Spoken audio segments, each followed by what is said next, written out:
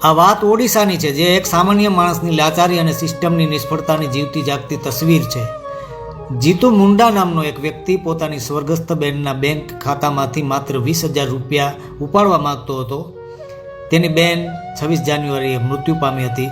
જીતુ વારંવાર બેંકના ધક્કા ખાતો રહ્યો, પણ દર વખતે તેને એક જ જવાબ મળતો હતો: ખાતા ધારકને સાથે લઈ આવો.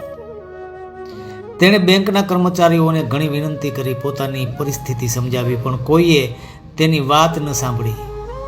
દુઃખની વાત તો એ છે કે કોઈએ એને નોમિની વિશે ન જણાવ્યું, ન કોઈએ તેને મૃત વ્યક્તિના ખાતામાંથી પૈસા કેવી રીતે મેળવી શકાય એવી કાયદાકીય પ્રક્રિયા સમજાવી. લાચારી અને ગુસ્સો જ્યારે હદ વટાવી જાય ત્યારે માણસ શું કરી શકે તેનું આ ઉદાહરણ છે.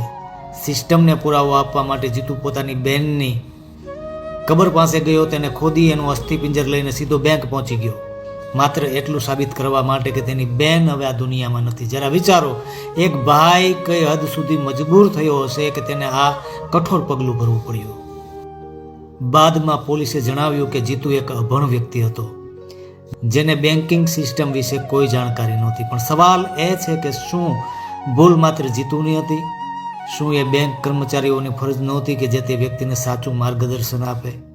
પોલીસે માનવતા બતાવીને જીતુની મદદ કરી અને તેની બહેનના અવશેષોને ફરી સન્માનપૂર્વક દફનાવ્યા. પરંતુ આ કિસ્સો એક ગંભીર સવાલ છોડી જાય છે: શું આપણી સિસ્ટમ સામાન્ય માણસ માટે એટલી જટિલ બની ગઈ છે કે તેને પોતાનો હક મેળવવા માટે આવા અંતિમ પગલાં ભરવા પડે?